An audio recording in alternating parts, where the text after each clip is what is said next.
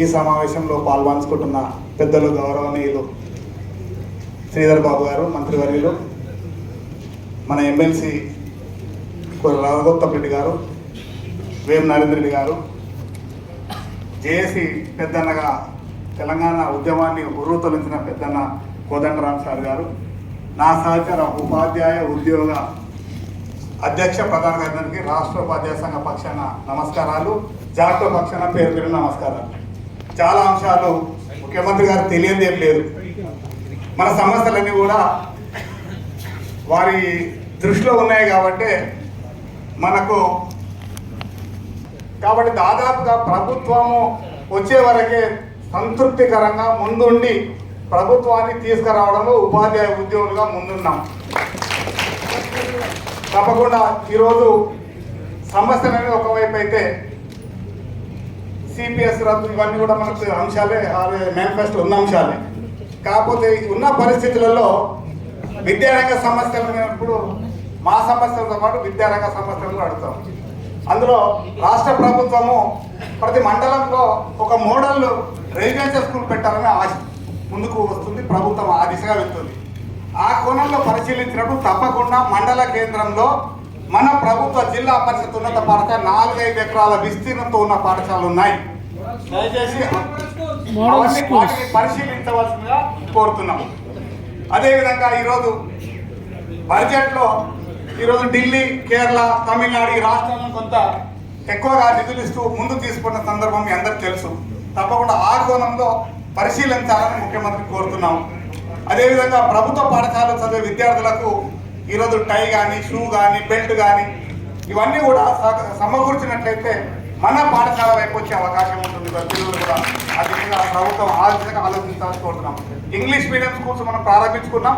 వాస్తవంగా ఇంగ్లీష్ అనగా నేను కూడా ఫ్లూయెంట్గా మాట్లాడలేను. వాస్తవం, నేను తెలుగు కూడా విద్యార్థిని కాబట్టి ఇంగ్లీషు మా బోధనలో కొంత పాఠశాలల్లో బోధన చేస్తున్నప్పుడు కూడా స్పష్టంగా మేమైతే విద్యార్థులకు ఆ విధంగా బోధన అందించడం లేదు. కాబట్టి ఇంగ్లీష్ పైన తరఫీదు ఇవ్వాల్సిన అవసరము ఉపాధ్యాయులకు ఉందని ఈ సందర్భం కోరుతున్నాం. అదేవిధంగా పాఠశాలల్లో చూసినట్లయితే మీరు మేనిఫెస్టోలో మనం పెట్టున్నాం, పారిశుద్ధ కార్మికులు తప్పకుండా తీసుకోవాలని. అదేవిధంగా పాఠశాలలో అటెండర్లను కూడా ప్రతి ఉన్నత పాఠశాలకు అటెండర్ ఇచ్చినట్లయితే మన ప్రభుత్వంలో పోస్టులు కూడా పెంచే అవకాశం ఉంటుంది. తప్పకుండా కొన్ని పోస్టులు 10,000 పోస్టులు ప్రభుత్వాన్ని నిరుద్యోగులకు ఉద్యోగం ఇచ్చినటువంటి ఆ దిశగా ఆలోచించవలసిందిగా ముఖ్యమంత్రిని కోరుతున్నాం. అదేవిధంగా గౌరవ ముఖ్యమంత్రి గతంలో పిఆర్సీ కమిటీ అంటే ఉపాధ్యాయ ఉద్యోగ సంఘాలను పిలిచి మాట్లాడి ప్రకటన చేసిన సందర్భం. కానీ గత ముఖ్యమంత్రి గారు 1-2-3 సంఘాల పేర్లు తెలిసి శాసన సభలో ఆయన ప్రకటన చేశారు, గొప్పగా ఇచ్చినట్టు.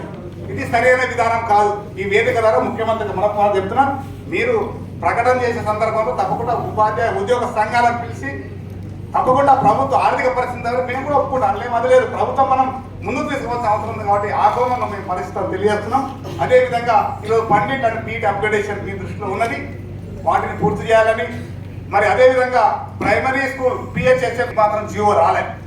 ఒక మారు అది కూడా ఆ పోస్ట్ ఇచ్చినట్లయితే కూడా పాఠశాల ముందుకు వెళ్ళే అవకాశం తెలియజేస్తూ చాలా ఇంపార్టెంట్గా ఈరోజు ఉన్న పరిస్థితుల్లో మనము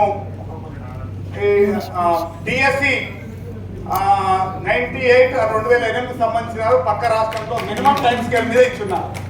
వాళ్ళకు కూడా మా ఆంధ్రప్రదేశ్ ఇచ్చారు కాబట్టి వాళ్ళందరూ కూడా 2-3 ఏళ్ళు 4-5 ఏళ్ళ వయసు ఉచితంగా ఇవ్వాలని కోరుతున్నాం. అదేవిధంగా ఈ 398 నేను కూడా 398 ఇచ్చాను. మేము పనిచేసిన కాలానికి నోషనల్ ఇంక్రిమెంట్ ఇవ్వాలని గత ముఖ్యమంత్రి కోరిన సందర్భంలో 2 ఇంక్రిమెంట్లు ఇస్తామని చెప్తున్నారు. కానీ 2 కాదుగా సగం కూడా ఇవ్వలేదు.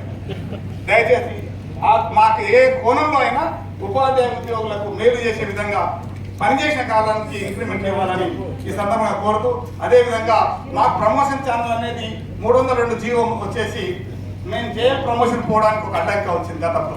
దయచేసి ఇంటర్మీడియట్లో మాకు 40% అవకాశం ఉంది ఆ ప్రమోషన్ ఛానల్. తప్పకుండా అవి కూడా ఇచ్చినట్లయితే బాగుంటుంది తెలియజేస్తున్నాం. అదేవిధంగా ఈ ఉర్దూ మీడియం పాఠశాలలో రిక్రూట్మెంట్లో ఎస్సీ ఎస్టీలకు సంబంధించిన పోస్టులను కూడా రిజర్వ్ అయి ఉంటున్నాయి. గత 10 ఏళ్ల క్రితం కాంగ్రెస్ ప్రభుత్వం ఉన్నప్పుడు మాత్రమే డీనోటిఫై చేసి అన్ని పోస్టులు ఉర్దూ వాళ్ళకి ఇచ్చారు. అది ఆ కోణంలో ఇవ్వాల్సిన అవసరం ఉంది. లేకపోతే అవి నియామకం జరగవు, నింప అట్లే ఉంటాయి. ఉర్దూలో తప్పకుండా ఆ పరిశీలన కోరుతూ ఎయిడెడ్ పాఠశాలలో స్పష్టంగా సార్ ఒకటి ఆ స్కూల్లో మీకు రిక్రూట్మెంట్ చేయడం లేదు. ఎయిడెడ్ పాఠశాలలో ఆ పాఠశాల టీచర్స్ అందరినీ కూడా యాజమాన్యాలు ఒప్పుకుంటే ప్రభుత్వ పాఠశాలలో విలీనం చేయవలసిందిగా కోరుతున్నాం. యాజమాన్యాలు ఒప్పుకున్న వాళ్ళందరినీ కూడా తప్పకుండా ఒకే ఒక డిమాండ్ అన్న హెల్త్ కార్డ్. మేము ఆరోగ్యంగా ఉంటే బాగా పనిచేస్తాం. మాకు మంచి హెల్త్ కార్డ్ ఇవ్వాల్సిందిగా కోరుతున్నాం. అదే విధంగా ఈరోజు సమస్యలు మన జిల్లాలు చాలా జిల్లాలు అయినాయి మిత్రులారా. కానీ డిఈఓలు ఒక డిఈఓ రెగ్యులర్ డిఓ లేక ఇన్ఛార్జ్ డిఓలు 5-6 సంవత్సరాలు పనిచేస్తున్నారు. ఆ ఇన్ఛార్జ్ డిఓలని కాదు వాళ్ళు ఎలా చేస్తున్నారు, వాళ్ళకి ఏడి స్థాయిలో చేస్తున్నారు, అది కాదు. తప్పకుండా డిఓలు వాళ్ళని కోరుతూ అదేవిధంగా మోడల్ స్కూల్ టీచర్లకు బదిలీ లేవు సమస్యలు అపాయింట్ అయినప్పుడు చాలా ఉన్నారు. తప్పకుండా వారిని బదిలీ ఈ వేసవి సెలవుల్లో బదిలీ చేయాలని ఈ సందర్భంగా వేడుకుంటూ మాట్లాడే ముఖ్యమంత్రి